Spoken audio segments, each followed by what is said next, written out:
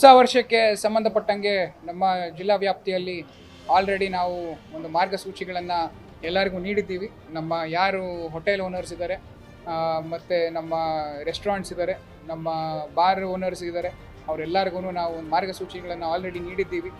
12:30 ತನಕ ಅಷ್ಟೇ ಎಲ್ಲ ಸೆಲೆಬ್ರೇಷನ್ಸ್ ಅಲೌ ಇರುತ್ತೆ. 12:30 ಆದಮೇಲೆ ಯಾವುದೇ ಸೆಲೆಬ್ರೇಷನ್ಸು ಅಲೌ ಇರೋದಿಲ್ಲ.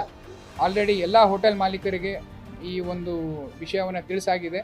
ಆಮೇಲೆ ಹೈವೇಯಲ್ಲಿ ನಾವು ವಿಶೇಷವಾಗಿ ಬ್ಯಾರಿಕೇಡ್ಸ್ಗಳನ್ನು ಹಾಕಿ ಅಲ್ಲಿ ವೀಲಿಂಗನ್ನು ಅವಾಯ್ಡ್ ಮಾಡೋದಕ್ಕೆ ಒಂದು ಸ್ಪೆಷಲ್ ತಂಡವನ್ನು ನಾವು ರಚನೆ ಮಾಡಿದ್ದೀವಿ. ಆಮೇಲೆ ಯಾವ ಫ್ಲೈಓವರ್ಗಳಿದ್ದಾವೆ, ಫ್ಲೈಓವರು ಆ ದಿನ ಆ ರಾತ್ರಿ ಅವರ ಅಲ್ಲಿ ನಾವು ಆಗಿರ್ಬೋದು, ಆಮೇಲೆ ಬೆಳ್ಳೂರು ಕ್ರಾಸ್ ಆಗಿರ್ಬೋದು, ಆ ಹೈವೇಗಳ ಮೇಲೆ ಆ ಫ್ಲೈಓವರ್ಗಳ ಮೇಲೆ ಮೂಮೆಂಟನ್ನು ನಾವು ನಿಷೇಧ ಮಾಡಿದ್ದೀವಿ.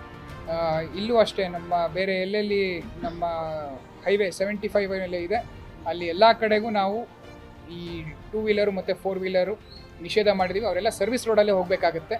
ಆ ಹೈವೇಯಲ್ಲಿ ಫ್ಲೈಓವರ್ ಮೇಲೆ there is a possibility of wheeling ಅಂತ ಹೇಳ್ಬಿಟ್ಟು ಅದನ್ನು ನಾವು ಈ ಒಂದು ಡಿಸಿಷನನ್ನು ತೊಗೊಂಡಿದ್ದೀವಿ.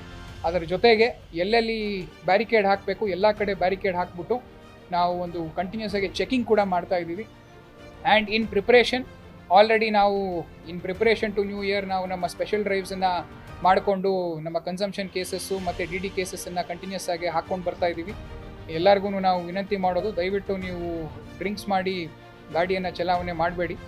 ನೀವು ಏನಾದರೂ ಡ್ರಿಂಕ್ಸ್ ಮಾಡೋಂಗಿದ್ರೆ ನೀವು ಬೇರೆ ಯಾರು ಒಬ್ಬರು ಡ್ರೈವರ್ನ ಇಟ್ಕೊಂಡು ಅವ್ರ ಮುಖಾಂತರ ನೀವು ಮನೆಗೆ ಹೋಗೋ ವ್ಯವಸ್ಥೆ ಮಾಡಿ, ಇಲ್ಲ ಮನೆಯಲ್ಲೇ ನೀವು ಬೇಕಿದ್ರೆ ನಿಮ್ಮ ಪಾರ್ಟಿಯನ್ನು ಮಾಡ್ಕೊಳ್ಳಿ.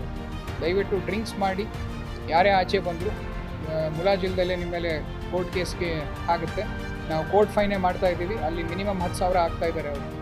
ಸೊ ಈ ಒಂದು ನಿಟ್ಟಿನಲ್ಲಿ ಆಮೇಲೆ ಮಕ್ಕಳ ಮೇಲೆ ಎಲ್ಲ ಪೋಷಕರಿಗೆ ದಯವಿಟ್ಟು ನಿಮ್ಮ ಮಕ್ಕಳು ನ್ಯೂ ಇಯರ್ ದಿನ ಎಲ್ಲಿಗೆ ಹೋಗ್ತಾರೆ ಅನ್ನೋದ್ರ ಬಗ್ಗೆ ಸ್ವಲ್ಪ ವಿಶೇಷ ಕಾಳಜಿಯನ್ನು ವಹಿಸಿ, ಅವರು ಎಲ್ಲಿಗೆ ಹೋಗ್ತಾ ಇದ್ದಾರೆ, ಯಾರ ಜೊತೆ ಹೋಗ್ತಾ ಇದ್ದಾರೆ, ಯಾವಾಗ ಬರ್ತಾ ಇದ್ದಾರೆ, ಇದನ್ನು ಕೂಡ ನೀವು ಒಂದು ಸ್ವಲ್ಪ ತಿಳ್ಕೊಳೋ ವ್ಯವಸ್ಥೆಯನ್ನು ಮಾಡಿ ಅವ್ರ ಮೇಲೆ ನೀವು ಒಂದು ಸ್ವಲ್ಪ ಕಣ್ಗಾವಲಿಟ್ಟರೆ ಅವರ ಚಲನವಲನಗಳ ಬಗ್ಗೆ ನಿಮಗೆ ಮಾಹಿತಿ ಇರುತ್ತೆ. ಇಲ್ಲಾಂದರೆ ಆ ಮಾಹಿತಿ ನಿಮಗೆ ಇರೋದಿಲ್ಲ.